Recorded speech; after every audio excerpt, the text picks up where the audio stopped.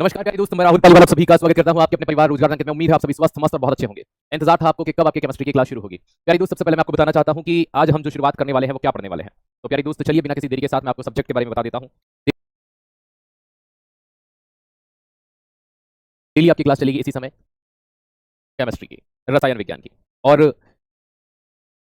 किस तरह से आप केमिस्ट्री को पढ़ेंगे मैं आपको वो भी बता दूंगा कि आप जो केमिस्ट्री पढ़ेंगे वो किस तरह से होगी।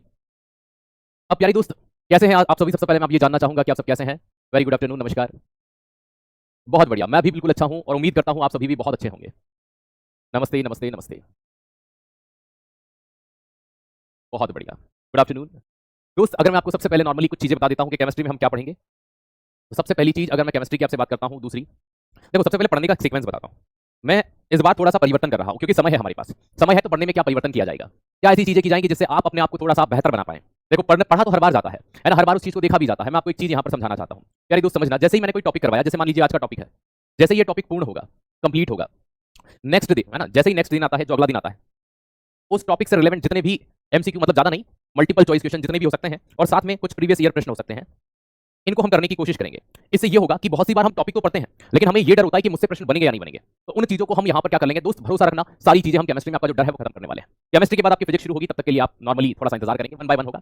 तो पढ़ेंगे कैसे, जैसे मान लीजिए जो टॉपिक चलेगा वो टॉपिक जैसे ही पूरा होगा, उस टॉपिक के अगले दिन आप रिवीजन करके आएंगे और आपके एमसीक्यू में करवाऊंगा। तो ये तरीका हम फॉलो करने वाले हैं। इसमें मैं प्रीवियस ईयर प्रश्न भी लूंगा और कुछ प्रश्न मैं वो लूंगा जो आपके आने की संभावनाएं हैं। तो उम्मीद है ये चीज आपको समझ में आ गई। कैसा है ये तरीका, मुझे बस इतना बता दो। अगर ये तरीका पसंद आ रहा है तो यस भैया लिख के बताना, है ना, कि हाँ भैया ये तरीका हमें पसंद आया। बताइए। ये तरीका जब से मैंने फॉलो अप किया है, मैं आपको बता नहीं सकता कि वास्तविकता में जो एक बच्चों का डेवलपमेंट था ना अपने अंदर, कि जो टॉपिक होते ही एमसीक्यू हो जाते हैं तो उनको मजा आ जाता है। बहुत बढ़िया। कम से कम हम पर टॉपिक के 20 प्रश्न करेंगे, जैसे वो टॉपिक हो जाता है उसके 20 एमसीक्यू मैं आपके पास लेकर के आऊंगा।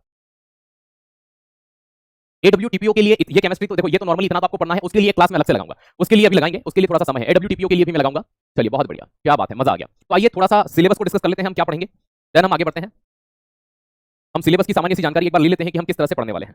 तो आइए दोस्त, सबसे पहले आज का जो टॉपिक मैंने दिया है वो सरलतम टॉपिक दिया है, ताकि आप और हम आपस में जुड़ जाएं और अच्छे से पढ़ें। तो फिजिकल एंड केमिकल चेंजेस।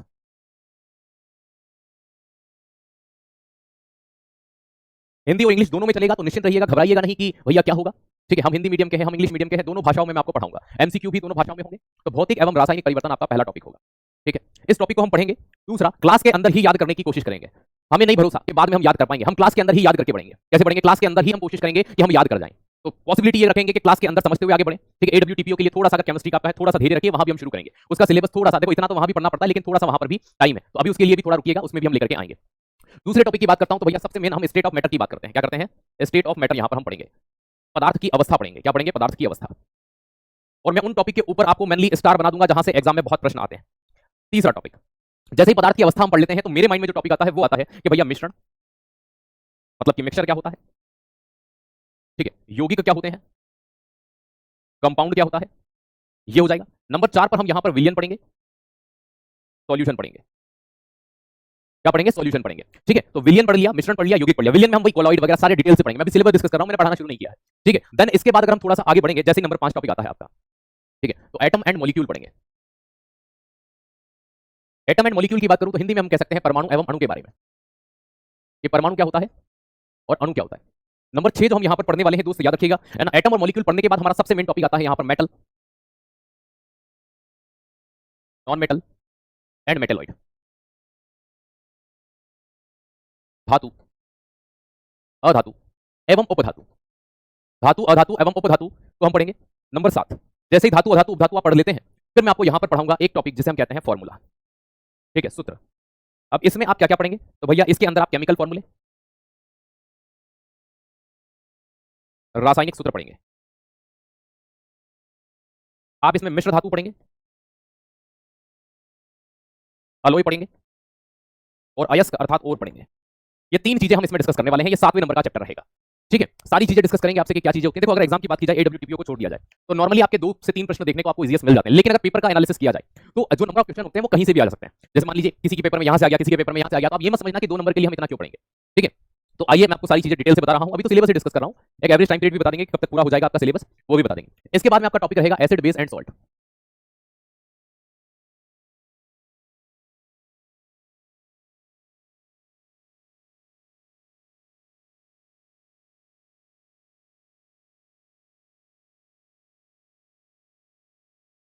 ठीक है, एसिड बेस एंड सॉल्ट।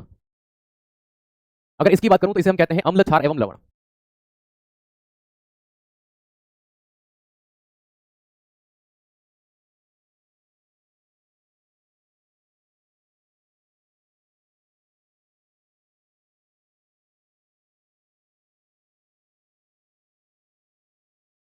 ठीक है, अम्ल, क्षार एवं लवण की बात करते हैं। किसकी बात करते हैं? अम्ल, क्षार एवं लवण की बात करते हैं दोस्त, याद रखिएगा। 8 के बाद नंबर 9 की बात करता हूं। वो टॉपिक जो मोस्ट रिपीटेड है, वो टॉपिक जो मोस्ट रिपीटेड है, बेटा मैं आपके जवाब दे दूंगा ग्रुप डी, आप थोड़ा सा सब्र रखिए। आप थोड़ा सा सब्र रखिए, मैं आपके सारे जवाब दे दूंगा ग्रुप डी वगैरह, आईडब्ल्यूटीपी। आपके डाउट है ना, मैं खड़ा हूं भाई, थोड़ा सा सब्र रखो। सिलेबस के बीच में तो मैं आपको नहीं बता पाऊंगा, ठीक है। Chemical in human life. आजकल दोस्त याद रखिएगा, सबसे ज्यादा जो प्रश्न पूछा जाता है एग्जाम में वो यहीं से पूछते हैं, मानव जीवन में रसायन।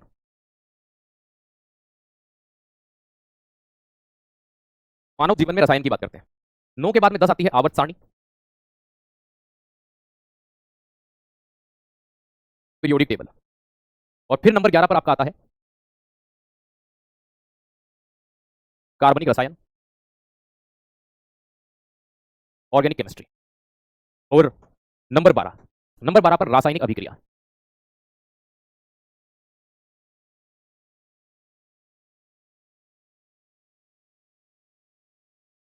Chemical reaction. हमें ये 12 टॉपिक करने हैं। कितने करने हैं? ये 12 टॉपिक हमें टोटल पढ़ने हैं, ठीक है। कितने पढ़ने हैं? ये 12 टॉपिक। देख लीजिए इन्हें अच्छे से। मैंने आपको यहां पर बताया सबसे पहले फिजिकल केमिकल चेंजेस, पदार्थ की अवस्था, मिश्रण, विलयन, 4 ही हो गए। परमाणु एवं अणु, धातु अधातु, फॉर्मूला, ठीक है। अम्ल, क्षार, लवण, मानव जीवन में रसायन, आवर्त सारणी, कार्बनिक रसायन, रासायनिक अभिक्रियाएं। ये टोटल टॉपिक आपको यहां पर पढ़ना है। तो मुझे नहीं लगता कि यहां तक कोई दिक्कत आपको होनी चाहिए। अब किसी के माइंड में आ रहा हो सर फ्यूल कहां पढ़ेंगे, ईंधन कहां पढ़ेंगे, वो सब मानव जीवन रसायन में जाता है। आपके माइंड में प्लास्टिक आ रहा हो, प्लास्टिक कहां पढ़ते हैं, वो यहां पढ़ते हैं, सीमेंट यहां पढ़ते हैं, वो सारी चीजें हम इस मानव जीवन रसायन में पढ़ेंगे। चलिए, अब जो बच्चे ये सोच रहे हैं क्या सर यहां से ग्रुप डी का साइंस कवर हो जाएगा, नहीं होगा, ठीक है। ग्रुप डी से यहां का हो सकता है, यहां से ग्रुप डी का नहीं होगा, दोनों के लेवल में डिफरेंस है। पहली चीज मैंने आपको क्लियर कर दी। दूसरी चीज, ये वाला जो पार्ट चल रहा है ये आपकी है ना एडब्ल्यूटीपीओ को छोड़ करके सभी जितनी भी दिल्ली पुलिस या अगर मैं आपको कहूं कि जितनी भी एसएससी के एग्जाम में वहां सब जगह काम आ जाएगा। तो जो आपसे मुझसे डाउट पूछ रहे थे वो डाउट मैंने आपको यहां क्लियर कर दिया। दूसरी चीज, कुछ बच्चे ये पूछ रहे हैं कि सर यहां से एनटीपीसी का साइंस कवर हो जाएगा, नहीं होगा, क्योंकि वहां का लेवल ज्यादा है। ऑब्वियसली बात है, वहां डीपली लेवल ज्यादा नहीं है, प्रश्न सरल आते हैं लेकिन बहुत विस्तार से पूछा जाता है। तो दोनों का एग्जाम का स्तर अपना अपना अलग अलग होता है, आप जानते हैं। तो दोनों जगह हाँ, वहां से अगर आप ग्रुप डी पढ़ते हैं तो यहां का साइंस हो जाएगा, मैं ये कहता हूं। यूपी पुलिस हो जाएगा आपका, एमपी पुलिस हो जाएगा, किसी अन्य स्टेट की पुलिस की बात करेंगे तो वहां की केमिस्ट्री आपकी पूरी हो जाएगी, आर्मी का भी हो जाएगा, ठीक है। उम्मीद आपके सारे जवाब मैंने आपको दे दिए। अब हम बात करते हैं बिना किसी देरी के साथ में। बहुत बढ़िया, ठीक है, बहुत बढ़िया। चलिए, जवाब मिल गए आप सभी को, जवाब मिल गए, बहुत बढ़िया। हाँ, यूपी पुलिस का भी केमिस्ट्री हो जाएगा, इतना तो आपको वहां पढ़ना ही पड़ेगा, हो जाएगा। अदर स्टेट की बात करेंगे, बिहार का नहीं होगा, बिहार का नहीं होगा क्योंकि बिहार में 30 नंबर का आता है, वहां डीप आता है। तो उम्मीद है मैंने आपको लगभग जितने आपके डाउट थे वो सारे दे दिए। जीडी का भी इजीली आराम से हो जाएगा, ठीक है। जीडी का भी हो जाएगा, जीडी की भी केमिस्ट्री हो जाएगी, यहां से जीडी का हो जाएगा। एडब्ल्यूटीपीओ की केमिस्ट्री की क्लास अलग से लगाऊंगा, अलग से लगाऊंगा, अलग से लगाऊंगा, आप चाहे तो मैं लिख देता हूं यहां पर। तो उम्मीद है आपको सारे डाउट्स आपके जवाब मिल गए होंगे, मैंने जो आपको दिया, ठीक है। नर्सिंग असिस्टेंट की नहीं होगी दोस्त, याद रखिए। बिहार पुलिस का यहां से नहीं होगा, वहां थोड़ा और लेवल ज्यादा, 30 नंबर का साइंस है, इस तरह लगे, ठीक है। प्रश्न पूछने के जो पैटर्न होते हैं वो अलग अलग होते हैं। आइए अब शुरू करते हैं, मैंने आपके सारे जवाब दे दिए। आज के टॉपिक की बात करें तो पहले नंबर का टॉपिक है आपका फिजिकल एंड केमिकल चेंजेस,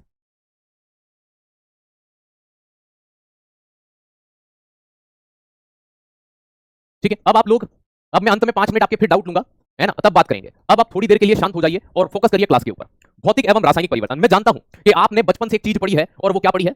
बचपन से एक चीज पढ़ी है, वो ये पढ़ी है कि जो पुनः उस अवस्था में लौट आए वो भौतिक परिवर्तन होता है। लेकिन दोस्त मैं आपको कुछ ऐसे रूल पढ़ा दूंगा कि अगर आपने वो चीज उसमें ऑब्जर्व कर ली तो दोस्त यकीन रखिएगा, है ना, आपका 100% ये वाली चीज कभी भी गलत होने वाली नहीं है। तो हम कभी कभी कंफ्यूज हो जाते हैं, मोमबत्ती जलती है वो भौतिक है कि रासायनिक, कभी वो भौतिक मान लेते हैं, कभी वो रासायनिक मान लेते हैं, कभी दोनों मान लेते हैं। मैं क्या कह रहा हूं कि बस इंतजार करो, फोकस क्लास पे करो। अब 2 मिनट, 5 मिनट, 10 मिनट, 15 मिनट, अब कमेंट करना बंद कर दीजिए प्यारे दोस्त। अरे दोस्त, सिर्फ दिल्ली पुलिस में जितनी भी ब्रांच है आपकी, है ना, सिर्फ एडब्ल्यूटीपीओ को छोड़कर सभी में ये केमिस्ट्री काम में आएगी, आपके सभी में आएगी, तो घबराइए मत, ठीक है। चलिए शुरुआत करते हैं। सबसे पहले भौतिक और रासायनिक परिवर्तन की बात करते हैं। देखो, सबसे पहले मैं आपको यहां पर भौतिक परिवर्तन के बारे में बताता हूं कि क्या चीज होती है भौतिक परिवर्तन, केमिकल चेंज।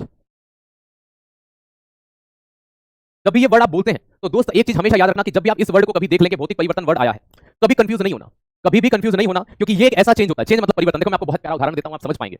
वो कहते हैं ना कि मैं तुम्हारे लिए चांद तारे तोड़ लाऊंगा, मैं तुम्हारे लिए चांद तारे तोड़ लाऊंगा, तुम साथ देना मेरा जीवन भर, तुम साथ देना मेरा जीवन भर, तुम जो कहोगी मैं वो बन जाऊंगा, ठीक है। तो भैया ये जो व्यक्ति है ना, ये चाह रहा है कि इसके जीवन में कोई परिवर्तन नहीं आए, है ना, ये किसी दूसरे की ओर अग्रसर नहीं हो, वो एक ही को चाहता है। तो जो उसी अवस्था में बना रहता है वो भौतिक परिवर्तन। लेकिन जब स्ट्रगल का दौर आया, जब तुम्हारा बुरा दौर आया, वो छोड़कर पापा नहीं मानेंगे, वो शादी करके चली गई, मतलब उसने ऐसा परिवर्तन कर लिया कि वो वापस नहीं आ सकती। तो ये रासायनिक परिवर्तन है। मतलब कि जब भी कोई नया प्रोडक्ट नहीं बनता है, क्या नहीं बने, नया प्रोडक्ट नहीं बनता है दोस्त, याद रखिएगा, इसमें स्टेट बदलती है। क्या बदलती है? अवस्था बदलती है।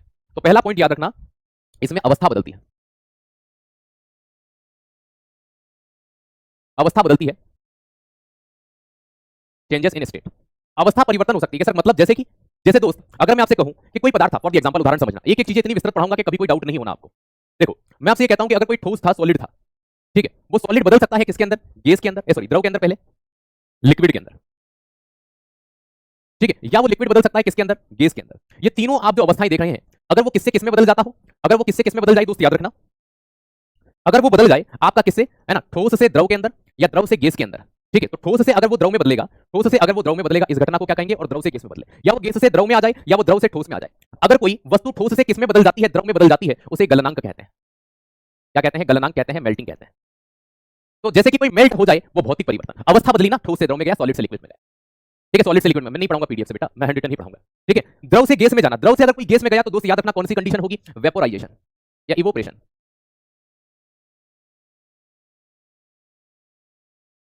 वाष्पीकरण। अगर कोई गैस से द्रव में आ गया तो उसे क्या कहेंगे, संघनन। सबके एग्जांपल दूंगा, कंडेंसेशन। अगर कोई द्रव से ठोस में आ जाए तो उसे क्या कहते हैं, हिमांक, फ्रीजिंग। क्या कहते हैं, फ्रीजिंग। ये सभी घटनाएं तो देखना फिर से। अगर मैं कह दूं कि सर हमने एक और पढ़ा है कि क्या पढ़ा है, वो सब्लिमेशन टाइप का कुछ होता है, ऊर्ध्वपातन, वो क्या होता है वो भी बताते हैं।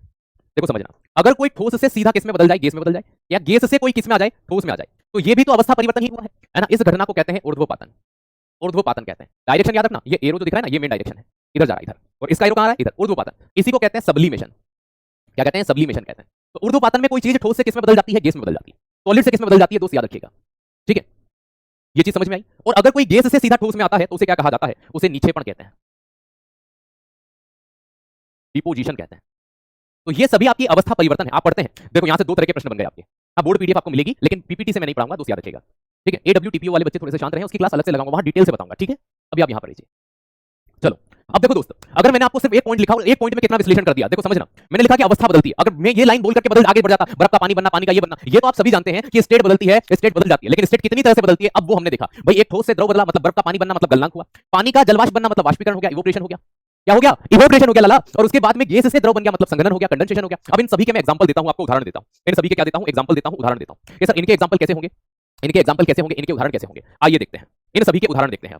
जैसे सबसे पहले हम देखते हैं कि भैया गलनांक का उदाहरण क्या होगा। तो भैया अगर कोई बर्फ थी तो बर्फ से क्या बन गया, पानी बन गया, बर्फ से पानी बनना। यहां पर क्या हो जाएगा, भाई पानी था, पानी का क्या बनना, जलवाष्प बनना।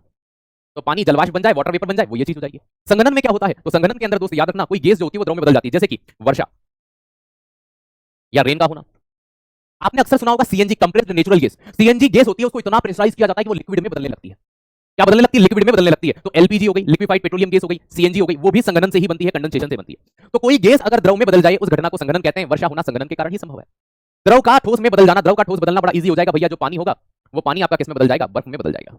तो पानी का बर्फ में बदलना, वाटर कन्वर्ट इनटू आइस, ये सारे आपके भौतिक परिवर्तन है।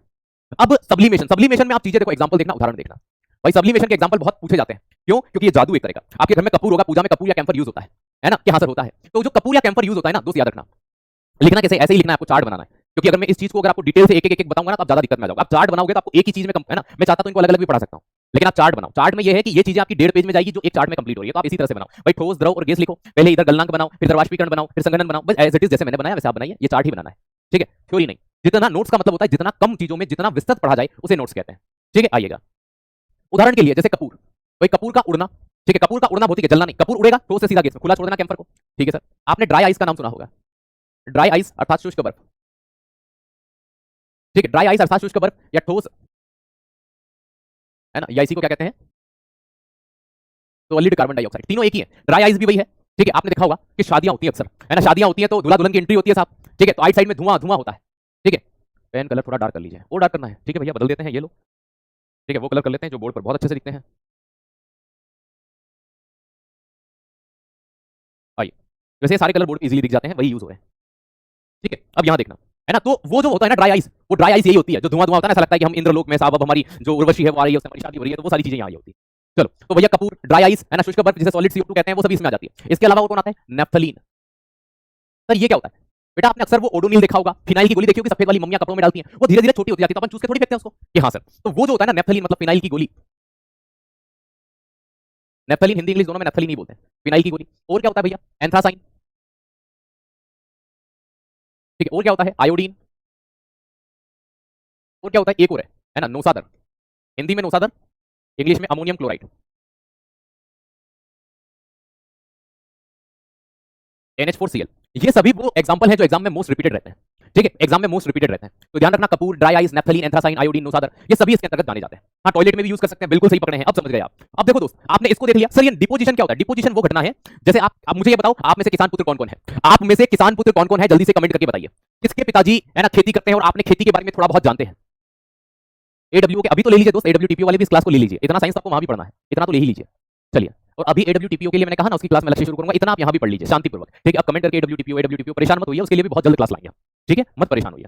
चलिए, मैं अच्छा मुझे एक बात बताओ, आप में से अधिकतर, मैं भी किसान भाई, मेरे पिताजी भी खेती करते हैं, मैं भी किसान पुत्र हूं, इसमें कभी शर्म की बात नहीं है, गर्व से कहना चाहिए हम किसान हैं, हम अन्नदाता हैं। लोग वो खाते हैं जो हम पैदा करते हैं, हम जो पैदा करते हैं लोग वो खाते हैं, तो इससे कभी शर्म की बात नहीं होना चाहिए। अब मैं आपको एक चीज समझाता हूं, हमने अक्सर खेतों में चीज नोटिस किया, ऑब्जर्व किया कि क्या सर, आपने ये देखा होगा, आपने ऑब्जर्व किया होगा, आपने नोटिस किया होगा, कभी कभी ठंड के दिनों में क्या होता है, पत्तियों के ऊपर बर्फ जम जाती है ना, फसलों के ऊपर बर्फ जम जाती है, बताओ उसे क्या कहते हैं? फसलों के ऊपर बर्फ जम जाती है उसे क्या कहते हैं, जल्दी से बताओ। फसलों के ऊपर बर्फ जम जाती है ठंड के दिनों में, उसे क्या कहा जाता है? हाँ, पुत्री भी होती है किसान की, मैं अपनी बात कर रहा था तो मैं पुत्र वर्ड यूज करूंगा ना। चलिए, उस फसल के ऊपर ठंड के दिनों में जो बर्फ जम जाती है उसे क्या कहा जाता है? पाला कहते हैं, ठीक है। ओस नहीं, ओस तो पानी की बूंद होती है, ओस पानी की बूंद होती है बेटा, ओस वाले तुम किसान नहीं हो सकते, उसे पाला कहते हैं। क्या कहते हैं? पाला। ओस पानी की बूंद होती है बेटा, ओस नहीं, ओस पानी की बूंद होती है, उसे पाला कहते हैं। धुंध तो बेटा वो होती है ना, जो ऊपर दिखती है हवा में, पत्तियों के ऊपर की बात कर रहे हैं। ओन्स देखो, आपको तीन चीज में बड़ा डाउट है, समझना। एक तो अगर आप मान लीजिए कि पत्ती की बात कर रहे हैं, तो अगर पत्तियों पर पानी की बूंदे ऐसी दिखाई देती है ना घास के ऊपर, उसे कहते हैं ओस या ओन्स कहते हैं, ओस कहते हैं, ठीक है। अब कुछ बच्चे कह रहे हैं सर धुंध, धुंध ऊपर हवा में ऐसा दिखता है ना धुएं जैसा, वो धुंध होती है बेटा, धुंध या कोहरा होता है, ठीक है। तो ना मैं धुंध की बात कर रहा हूं ना मैं ओन्स की बात कर रहा हूं, इस पत्तियों पर एक ऐसी हल्की हल्की सी बर्फ के समान संरचना जम जाती है, इसे पाला कहते हैं। क्या कहते हैं भाई? पाला कहते हैं। क्या कहते हैं? पाला कहते हैं। भाई ये जो पाला पड़ा ना, ये पाला कैसे बना पता है आपको? ये पाला कैसे बना पता है? यही वो घटना है जो याद रखना डिपोजिशन या नीचे पड़ कहलाती है। मतलब कि वायु में जो जलवाष्प थी ना, जो जलवाष्प वाटर वेपर थी, ये जलवाष्प क्या हुआ पता है? इतनी ठंड थी, इतनी ठंड थी कि क्या बताएं तुम्हें, इतनी ठंड थी, इतनी ठंड थी कि क्या बताएं तुम्हें, वो जलवाष्प बर्फ में बदल गई। किसमें बदल गई? बर्फ में। और उसने किसान की फसलें बर्बाद कर दी। इसलिए हम कहते हैं कि भैया ठंड में फसलें जल गई, वो जली नहीं भाई, उन पत्तियों के ऊपर जब वो बर्फ जम गई ना, इसके कारण क्या हुआ पता है? इसके कारण वो पत्तियां प्रॉपर्ली फोटोसिंथेसिस या वेपोराइजेशन या फिर इजीली श्वसन नहीं कर पाती हैं, तो ये वो चीज होती है। तो वो वायुमंडल में जो पानी था ना, वो पानी पत्तियों के ऊपर जैसे आया, वो जम गया बर्फ के अंदर। तो दोस्त ये जो घटना होती है ना, इसे क्या कहा जाता है? इसे निक्षेपण या डिपोजिशन कहते हैं। तो दोस्त याद रखना कि गैस अगर बदल जाए ठोस के अंदर, जैसे जलवाष्प का क्या बनना, water vapour convert into ice, तो जलवाष्प अगर बर्फ बन जाए, फॉर द एग्जांपल हम यहां पर पाला लिख सकते हैं। मुझे इंग्लिश नहीं पता उसे क्या बोलते हैं, मुझे हिंदी और इंग्लिश दोनों में मैंने पाला वर्ड सुना है, ठीक है बेटा। मैं बेसिक से ही तो पढ़ा रहा हूं, अभी मैंने एक ही चीज बताई। देखो, तो इतनी चीज आपने यहां पर समझ ली, पढ़ ली कि भैया देखो फिर से समझना, अगर कोई ठोस से गैस में बदले उसे सब्लिमेशन कहते हैं। क्या कहते हैं? सब्लिमेशन। अब मैं आपसे पूछूंगा प्रश्न, क्योंकि मैंने इस चीज को आपको पढ़ाया, अब मैं आपको यहां से क्या पूछने वाला हूं, प्रश्न पूछने वाला हूं। आइए, प्रश्न बना, ठीक है। पहला प्रश्न, अगर कोई सॉलिड से गैस में बदले तो उसे क्या कहते हैं? ठीक है। दूसरा, अगर कोई गैस से सॉलिड में कन्वर्ट हो जाए उसे क्या कहते हैं? तीसरा, कोई गैस से लिक्विड में कन्वर्ट हो जाए उसे क्या कहते हैं? चौथा, कोई लिक्विड से गैस में बदले उसे क्या कहते हैं? कोई सॉलिड से गैस बने उसे क्या कहते हैं? गैस से सॉलिड हो गया, गैस से लिक्विड हो गया, ठीक है। नंबर 6, ठीक है, कोई लिक्विड से सॉलिड बने उसे क्या कहते हैं? अभी मैंने पढ़ाया, अब आप पहले का आप नंबरिंग करके जवाब देंगे, है ना, ऐसा नहीं कि सिर्फ कमेंट करते जा रहे हैं ये वो। पहले का जवाब, अगर कोई सॉलिड से गैस बना, सॉलिड से गैस बनना क्या कहलाता है? सॉलिड से गैस बना, बहुत बढ़िया, सब्लिमेशन। सभी का जवाब आ रहा है कि सर इसे सब्लिमेशन कहते हैं। क्या कहते हैं? सब्लिमेशन कहते हैं, ऊर्ध्वपातन कहते हैं। बहुत बढ़िया, ऊर्ध्वपातन कहते हैं। चलो बेटा, दूसरा, कोई गैस से सॉलिड बना, गैस से क्या बना? सॉलिड बना, उसे क्या कहते हैं? जल्दी से कमेंट करिए। ये मैंने पढ़ा दिया बेटा, अब इसको तो मैं फास्ट पूछ सकता हूं ना, ये फास्ट पढ़ा रहे, फास्ट नहीं है, इसको तो फास्ट पूछ सकते हैं, बताइए। बहुत बढ़िया, निक्षेपण कहते हैं, डिपोजिशन कहते हैं। चलो, गैस से लिक्विड बनना, गैस से कोई लिक्विड बना उसे क्या कहते हैं? बहुत बढ़िया, क्या बात है, मान गए, मतलब मैं समझ गया, आपको क्लास में याद हो गया। कोई गैस से द्रव बन जाए उसे संघनन कहते हैं। बहुत बढ़िया, कंडेंसेशन कहते हैं। चलो, कोई लिक्विड से गैस बने, बहुत, क्या गजब गजब, मान गए भैया, ये से जवाब आ रहे हैं ना, बस यही शुरू से अंत तक तुम ऐसे ही बने रहना। और दोस्त अगर मन में ये वहम पाल रखा है ना, मुझे केमिस्ट्री नहीं आती, मेरा 11 12 में नहीं था, सबसे पहले इस डर को खत्म कर दो, बाकी मुझ पे छोड़ दो। ये डर खत्म कर दो अपने अंदर से, हमने आपसे पहले केमिस्ट्री नहीं पढ़ी, हमें कुछ नहीं आता। आपको कुछ नहीं आता, लेकिन आपको क्लास में आना आता है, जो टीचर बता रहे हैं वो देखना आता है, वो पढ़ना आता है, बस इतना कर लेना दोस्त, बहुत है। मैं जो बताऊं वो करते चलना, ये माइंड से सबसे पहले निकाल देना, मैंने केमिस्ट्री नहीं पढ़ा। भाई कोई चीज लिक्विड से गैस में बदले, लिक्विड से गैस में बदले उसे वाष्पीकरण कहते हैं, इवोपरेशन कहते हैं। सॉलिड से गैस में आना, भाई सॉलिड से गैस में आना तो हो गया ऑलरेडी हमारा सब्लिमेशन। लिक्विड से सॉलिड में जाना, लिक्विड से सॉलिड में जाना क्या कहलाएगा? लिक्विड से सॉलिड में जाना फ्रीजिंग कहलाएगा। हिमांक कहलाएगा। गजब, मान गए दोस्त, मान गए, बहुत ही बढ़िया, बहुत बढ़िया, गजब। चलो, हम पढ़ रहे थे भौतिक और रासायनिक परिवर्तन, पहली चीज पढ़ी हमने कि अवस्था बदलती है, सीख गए हम पहला पॉइंट भौतिक और रासायनिक परिवर्तन का। अब हम यहां पर दूसरा पॉइंट पढ़ते हैं। कोई नया उत्पाद नहीं बनता है, डू नॉट फॉर्म्ड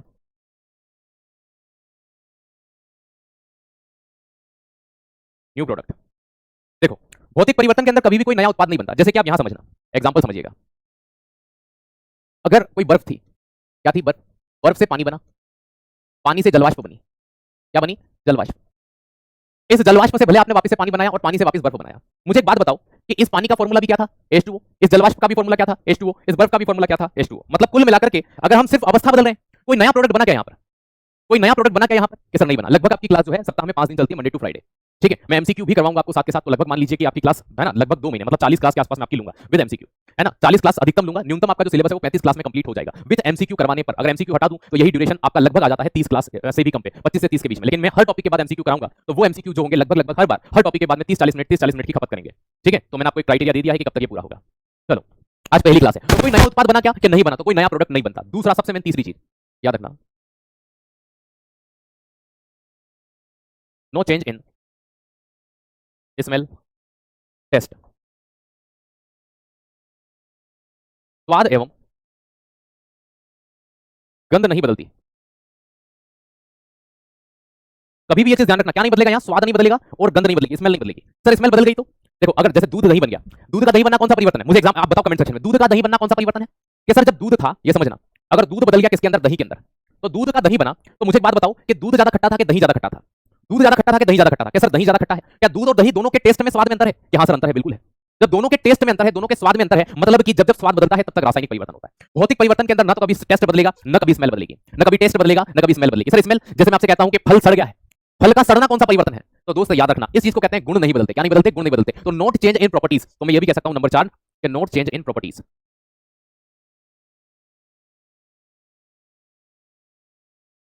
तो दोस्त याद रखना, नोट चेंज इन प्रॉपर्टीज, है ना, तो गुण नहीं बदलते हैं। देखो, आकार बदल सकता है, शेप बदल सकता है। तो दूध का दही बनना कौन सा परिवर्तन था? रासायनिक परिवर्तन है। तो रासायनिक परिवर्तन के अंदर हम ये देखते हैं कि भैया स्मेल बदल जाती है, गंध बदल जाती है।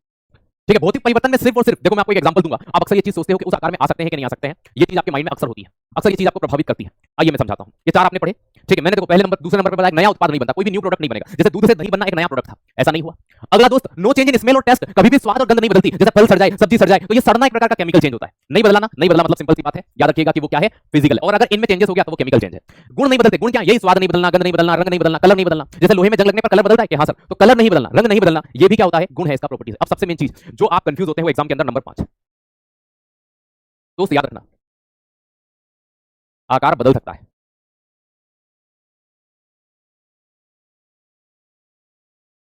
Change in shape, change in shape कि सर आकार बदल सकता है मतलब? अरे भैया मुझे एक बात बताओ कि आप कहते हो कि बर्फ थी आपके पास, आइस थी कि हाँ सर, अब वो बर्फ आपने बदल दी किसके अंदर? पानी के अंदर। तो मुझे एक बात बताओ कि जो पानी है और जो बर्फ है आपका, अब बर्फ का अपना एक आकार होता है भैया, सॉलिड है, और ये लिक्विड है।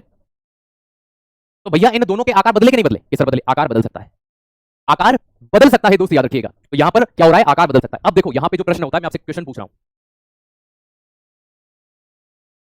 Which is physical change?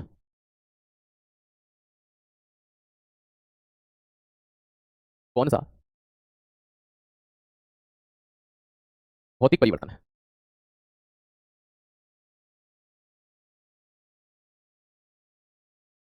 कागज का फटना, कांच का टूटना, प्लास्टिक का मुड़ना, और बर्फ का पानी बनना। बताइए क्या सही जवाब होगा?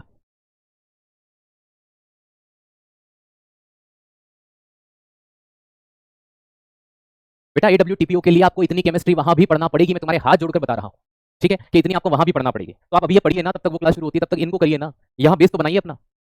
देखो बच्चों, ठीक है, अगर मैं कहूं कि यहां पर मैंने अभी एक ऑप्शन कम डाला है, ई, ऑल ऑफ दिस, और सही जवाब क्या होगा? ऑल ऑफ दिस होगा। अब देखो मैंने क्या कहा? रघुकुल रीत सदा चली आई, देह रटा, है ना, रटा आपने इतना रटा, लेकिन इस पॉइंट को समझा नहीं। आकार बदल सकता है बेटा, आकार बदल सकता है। देखो समझना कैसे, समझना कैसे? कागज का फटना, एक कागज लेकर फाड़ दिया, क्या कागज के गुण बदले? मुझे एक बात बताओ, क्या कागज के कोई नया उत्पाद बना, न्यू प्रोडक्ट बना? किसे नहीं बना? क्या उसका कोई गुण बदला? किसे नहीं बदला? कागज के 2 ही तो टुकड़े हुए ना। तो कागज को फाड़ना, पन्नी को फाड़ना, कपड़े को फाड़ना भौतिक परिवर्तन होगा। मोम के 2 टुकड़े कर देना भौतिक परिवर्तन होगा, फिजिकल चेंज होगा। क्या होगा? फिजिकल चेंज होगा। तो भैया भौतिक परिवर्तन है। कागज फटा है बेटा, 2 टुकड़ों में बटा है, कागज फटा है, 2 टुकड़ों में बटा है, भौतिक परिवर्तन होगा। आई बात समझ में? दूसरा, कांच का टूटना, मुझे एक बात बताओ कि कांच टूट गया तो क्या कोई नया प्रोडक्ट बन गया? कि नहीं सर, बड़ा कांच था छोटे टुकड़ों में बढ़ गया। तो कांच का टूटना भौतिक परिवर्तन है। आप लोगों के माइंड में पता है यहां पर आपने इनको क्यों गलत किया? आपने कि वापस से कांच जुड़ नहीं सकता, क्योंकि बचपन से ये रटाया गया है, हमें बचपन से ये बताया गया है कि उस अवस्था में लौट आए, है ना, वापस उस अवस्था में लौट आए। अगर आपके माइंड में ये आ रहा है तो मैं आपको कह सकता हूं इसे उत्क्रमणीय कहते हैं। अगर आपके माइंड में ये है उत्क्रमणीय, रिवर्सिबल, अगर आपके माइंड में ये है ये रिवर्सिबल है, उत्क्रमणीय है, तो ये सो बात है। मुझे एक बात बताओ, अब जो बच्चे कह रहे हैं सर ये वापस थोड़ी आ सकते हैं, बेटा जो कागज फटा है उस कागज को तुम गलाओ, उसकी लुगदी बनाओ, वापस से कागज बन जाएगा, कागज रिसाइकल हो सकता है।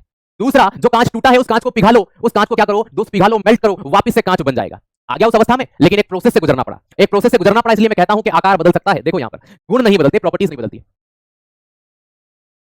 तीसरी चीज, प्लास्टिक का मुड़ना, बेटा ये प्लास्टिक की बोतल है, ठीक है, मैंने इसको मोड़ दिया ऐसे करके, अब भैया इसमें हवा भरूंगा तो वापस सीधी हो जाएगी ना, क्या सर हो जाएगी? तो इसके गुण बदले थे क्या कि नहीं बदले? प्लास्टिक रिसाइकल हो सकता है ना, क्या सर हो सकता है? अरे भैया तो भाई रिसाइकल हो सकता है तो क्या उस अवस्था को प्राप्त नहीं करेगा? ये सर 100% करेगा। बात समझ में आई? मेरी क्लास में कंफ्यूज हो जाना, ठीक है, पेपर में नहीं होना, पेपर में नहीं होना, दोस्त याद रखना। मैं आपको उन हर डाउट में जहां जहां पेपर में कंफ्यूज होते हो ना, वो सारे मैंने फॉर्मेट रेडी कर लिया हर चैप्टर में कि आप कहां पर कंफ्यूज होते हो पेपर के अंदर, और उन कंफ्यूजन को मैं क्वेश्चन में डाल करके आपके सामने पोस्टमार्टम करूंगा, क्योंकि यहां कंफ्यूजन दूर, जीवन में कभी नहीं बचेगा। फिर अगली चीज, बर्फ का पानी बनना, पानी से बर्फ बनना, इट इज पॉसिबल, ये हमें डायरेक्टली दिखाई देता है, लेकिन हमें दिखाई क्या नहीं दिया कि कागज फटा और फटे हुए कागज से वापस से कैसे कागज बन सकता है? बेटा रिसाइकल की एक प्रोसेस होती है। क्या आप बताओ, अब ये आपके चारों पॉइंट क्लियर हैं? क्या अब आप जानते हो चारों भौतिक परिवर्तन है? क्या आप जानते हो चारों भौतिक परिवर्तन है?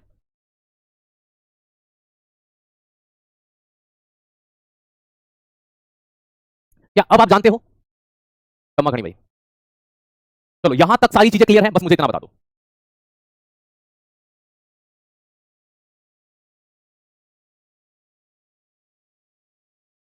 बहुत बढ़िया, चलो फिर हम आपसे कुछ पूछ लेते हैं, एक प्रश्न पूछ लेते हैं। कपूर का जलना कौन सा परिवर्तन है? तार का गर्म होना कौन सा परिवर्तन है? दो ही पूछते हैं, ज्यादा नहीं।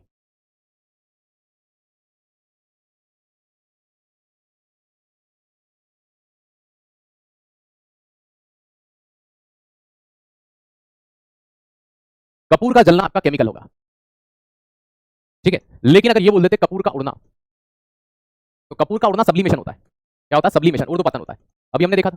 और सब्लिमेशन की जो घटना होती है वो आपका कौन सा चेंज होगा? फिजिकल चेंज होगा। चलो ये बताओ, तार का गर्म होना, सेकंड वाले का बताओ।